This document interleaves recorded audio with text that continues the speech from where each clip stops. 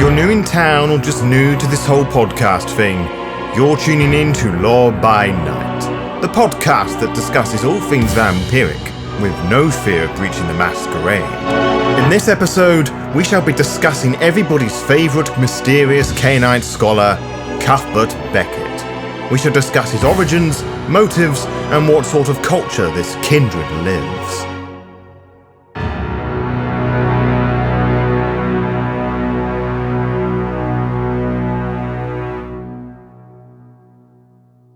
So, you wish to learn about Beckett? Are my teachings and lectures not good enough? You wish to seek him out and brown-nose him instead, do you? Do you?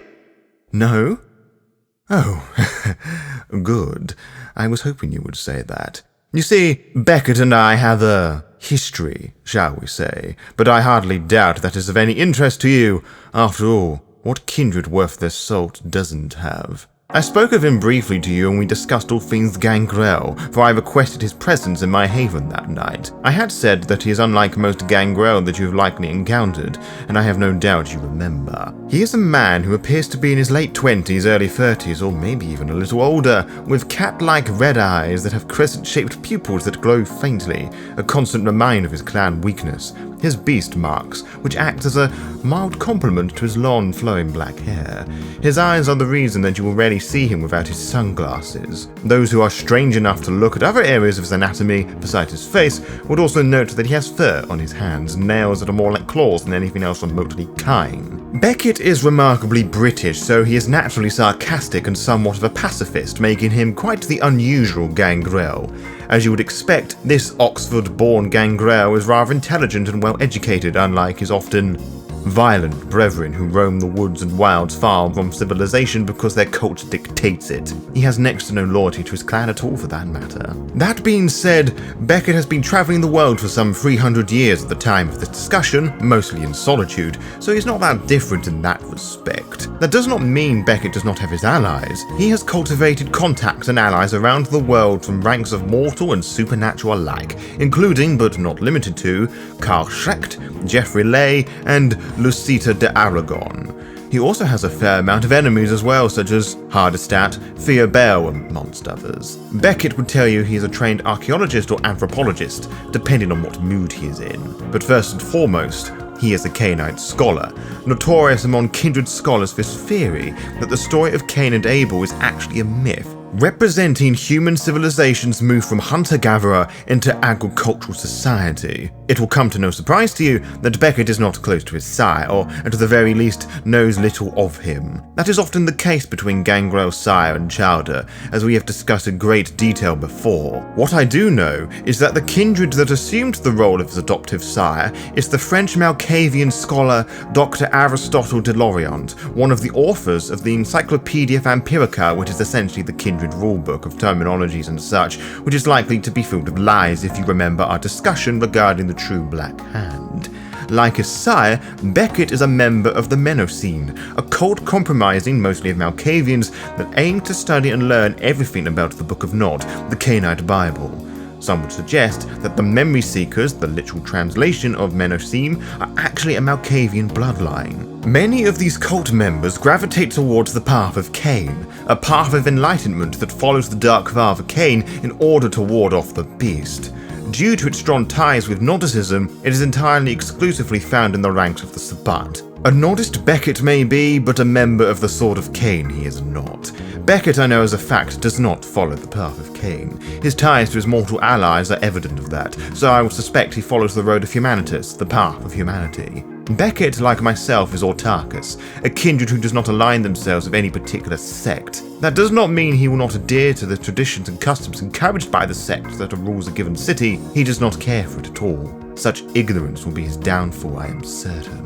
In fact, Beckett nearly succumbed to final death in London 1888 after killing 2 kindred for some rare piece of ancient text. What it was, I cannot be certain, but it must have been important if Beckett broke out of character. He also took a large interest in finding and aiding the Setites in London to locate and assist Kemenetri, the first child to be embraced by Set. Remaining in the UK capital a year longer than intended under the Setite influence, he fell in love with Lady Emma Blake, the child of future Tremere Lord Edward Bainbridge, after he rescued her from being a sacrifice for Cainite. The love would not last, as the former Jacheski ghoul would not cope with Kindred unlife and committed suicide. It happens far more than you think, child. I'm honestly surprised you haven't considered it yet. If you are ever overwhelmed with such self-destructing thoughts, seek a member of your coterie or myself and we can talk things through together. It is imperative that we discuss these truly unique depressive thoughts together. No one should endure them in solitary silence. Anyway, returning back to Cuthbert. Yes, that is his first name. Beckett would travel to Vienna in the 1890s, where he became fascinated with the teachings of the mortal Dr. Sigmund Freud, seeking tutelage from him in the process. Freud was an Austrian neurologist and the founder of psychoanalysis, a clinical method for treating psychotherapy through dialogue between a patient and a psychoanalysis.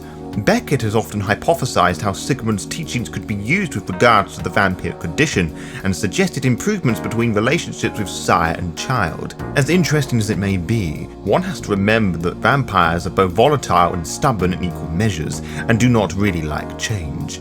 Being educated in such weird teachings would wound the egos of Kindred, especially when such ideas come from a mortal. On the topic of wounded self-images, Beckett would embrace a German vampire by the name of Marie during World War II.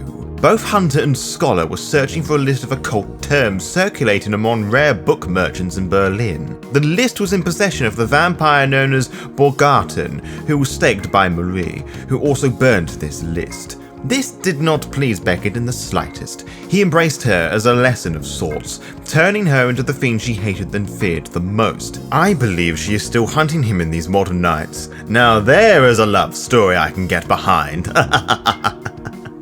Anyway, in 1999, Beckett and his Nosferatu companion Oukalos travelled to the Cappadocian city of Cainite, where the latter would become imprisoned by the wards created by Cappadocius. Beckett found fragments of the Book of Nod that would be deciphered by the Barney ghoul, the Dahabi Revenant Rihanna, who acted as an intermediary for Aristotle de Lorient in Montreal. Aristotle took the fragments from Beckett to study himself, which began the nasty feud between adoptive sire and child. Where they stand now is of little interest to me. I suspect that Beckett would have distanced himself further from his foster sire. As for the Nosferatu Oukalos, he would eventually be freed according to sources of mine. Some of these more eccentric individuals claim that he brought the La Sombra antediluvium with him, which I find too absurd to the point of being hilarious, but you can believe such flights of fancy if you wish. Cuthbert would be summoned to the US in 2004, to LA in particular, where the Camarilla Prince, Sebastian Lacroix, had him study how to open the now infamous Ankaran sarcophagus. He would flee the city once he discovered its contents. What they were, he did not say, but given the Prince Lacroix is no longer with us, one can only presume that it was not as pleasant as the two initially had hoped it would be. Beckett himself rarely speaks of it either, dodging the subject like a boxer on ice. There is much speculation to be had with Beckett. All kindred have their secrets. Most who take my interest will have their unlives unravelled by me with various degrees of success, but Beckett has always been a particularly frustrating puzzle for me to solve. He is far more tight-lipped than most, and that infuriates me greatly. One can presume that he has mastered most, if not all, of his base disciplines, fortitude, animalism, and protean, and I am led to believe that he has some thaumaturgy at his disposal as well, and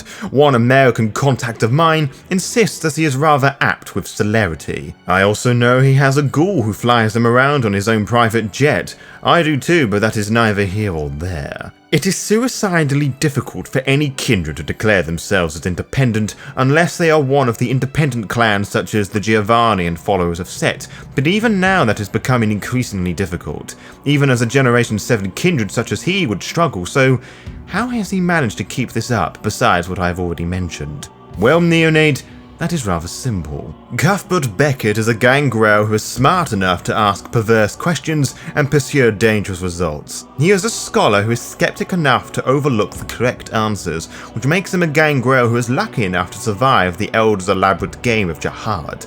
but it would be unwise to completely idolize this nodist. He has much to learn about how not to make enemies within Kindred society, and knowing when to bend and kiss the ring to ensure his immortality.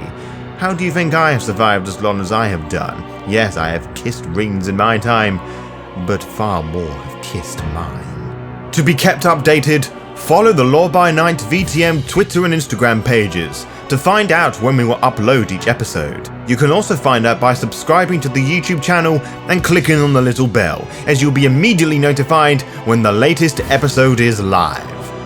Until next time, farewell.